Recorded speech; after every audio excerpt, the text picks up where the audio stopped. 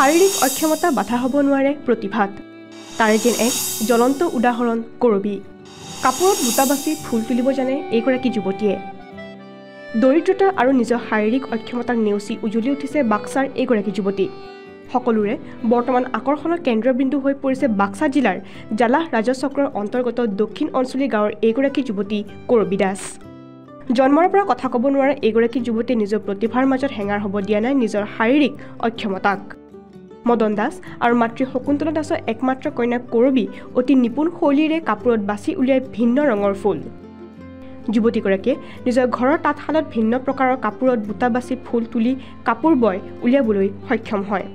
লগতে নিজ হাতে বোৱা কাপোৰ বিক্ৰী কৰি নিজৰ লাগতিয়াল সামগ্ৰী ক্ৰয় কৰে কৰবী দাসে বোৱা কটাৰ সমান্তৰালকৈ কাপোৰ চিলাইটো পাৰ্গত এইগৰাকী যুৱতী দিন হাজিৰা কৰি পিতৃ মাতৃয়ে কোনোমতে পৰিয়ালটোক দি আছে পোহপাল দিব্যাংগৰ তৰফৰ পৰা পোৱা নাই কোনো ধৰণৰ বিশেষ আঁচনি দুখীয়া দৰিদ্ৰ পৰিয়ালৰ সন্তান কৰবী দাসে মাজে সময়ে বেমাৰত ভুগি থকাৰ কথাও ব্যক্ত কৰিছে কৰবীৰ মাতৃয়ে চিকিৎসাৰ বাবদ বহুতো ধন খৰচ কৰিছে যুৱতীগৰাকীৰ পৰিয়ালে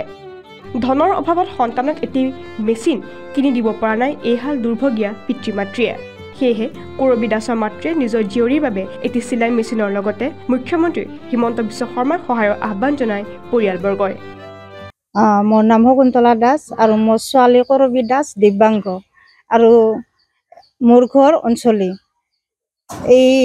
দিব্যাংগ ছোৱালীৰ কাৰণে একো বস্তু সা সুবিধা পোৱা নাই আৰু তাই ক্লাছ 9 লগিন গৈছিল ক্লাছ 9 পৰা স্কুল এৰি তাই বৰ্তমান আৰু একো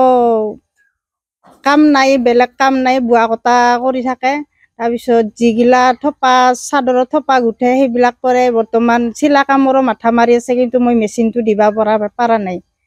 আৰু তাই হাতে দিয়ে কাপোৰ কাটি কেঁচি দি কাটি হাতে দিয়ে চিলা কৰে ব্লাউজ চিলা কৰে মোক ব্লাউজ চিলা কৰি দিছে আৰু তাই বিৰাট ইচ্ছা তাৰমানে চিলাই মেচিনৰ কাৰণে চিলাই মেচিনটো পালে হয়তো বহুত সুবিধা হয় তাই চলাৰ কাৰণে হয়তো দিন হাজিৰাটো ওলাই থাকিব চৰকাৰৰ পৰা একো সা সুবিধা বৰ্তমান পোৱা নাই অৰুণোদয় আঁচনিটো পাই আছো তাই পাই অৰুণোদয়টো পাই বাকী আৰু বেলেগ একো পোৱা নাই তাইৰ হেৰি সা সুবিধা মুখ্যমন্ত্ৰী ছাৰে ধৰ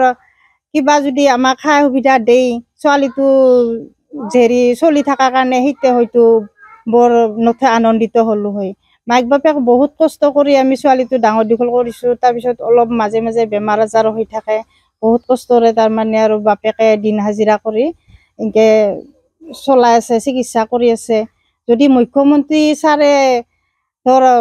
এই দিব্যাংগ ছোৱালীজনীৰ মৰমত যদি কিবা সা সুবিধা আগবঢ়ায় তেতিয়া হয়তো আমি মাক দেউতাকে